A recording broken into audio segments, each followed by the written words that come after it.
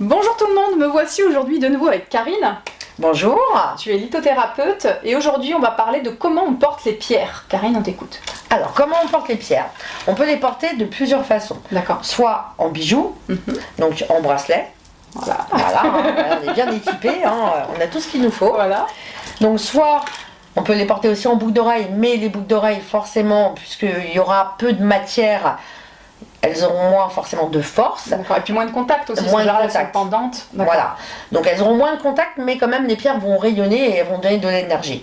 Donc on peut aussi les utiliser dans une pièce, mais si on les utilise dans une pièce, il est bien aussi que la pièce soit, enfin que la pierre plutôt soit de taille assez conséquente. Plus elle est conséquente, plus forcément elle aura de champ d'action dans votre pièce. Parce que moi j'ai une sélénite, elle doit être grosse comme ça, tu vois, elle est bombée et comme ça, c'est suffisant pour une pièce. Ça dépend de la taille de la pièce aussi, j'imagine. C'est ça dépend de la taille de la pièce. 800 mètres carrés, non, c'est pas suffisant. Non, c'est pas suffisant. Là par contre c'est l'idéal pour ta chambre. D'accord, ok. Voilà. Ok. Bon, non, c'est pour mon salon, ça fait un peu grand quoi. Bon, voilà. Je verrai pour une deuxième. C'est ça. Il faudra en mettre un peu partout à ce moment-là. Ok, ça marche. Est-ce qu'il y a d'autres manières qu'en bijoux? Alors bien sûr, donc dans les poches.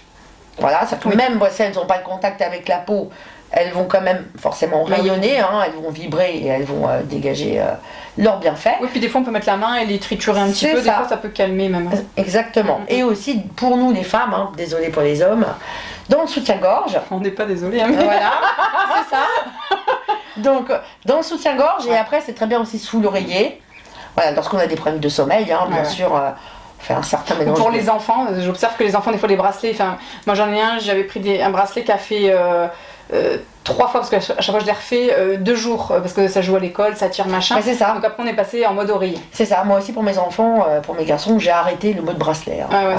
Ça fonctionne. Voilà, mais sous l'oreiller, oreiller, on va dire table de nuit, ça fonctionne très bien. Ok, très bien. Est-ce qu'il y a un autre mode que tu peux recommander? Alors, il y a d'autres façons aussi d'utiliser des pierres. Oui. C'est aussi en élixir. D'accord. Voilà, et ça, on connaît peu, mais alors attention, hein, pareil, ne pas faire n'importe quoi, puisque certaines pierres en élixir peuvent être dangereuses. D'accord, ça veut dire que on les met dans l'eau, on est d'accord? Voilà, on va mettre des pierres dans l'eau, et ensuite, on va utiliser l'eau de ces pierres-là, voilà, à certains bienfaits pour la peau, pour boire. Moi, j'ai mis dans ma carafe quartz rose, cristal de roche et je sais plus quoi. Enfin, c'était des conseils d'une lithothérapeute. Oui, voilà. Pour l'eau. Là, ça va être plus de l'apaisement. Oui, exactement. Voilà. Mais par exemple, un exemple pour des personnes constipées, ce qui est très bien, hein, c'est tout simplement des pierres d'ambre. Voilà, vous allez faire un élixir avec des pierres d'ambre. Vous allez laisser toute la nuit, hein, donc les pierres macérées dans de l'eau, et vous allez donc ensuite le lendemain boire cet élixir.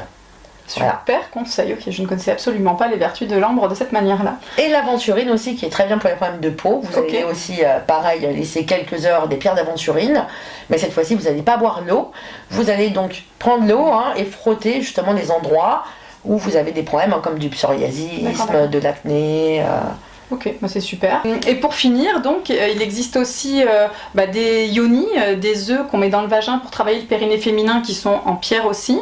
Et puis il y a aussi des godemichés en pierre. En pierre aussi. Donc il existe plein d'autres manières que d'utiliser les pierres en bijoux aussi. Voilà.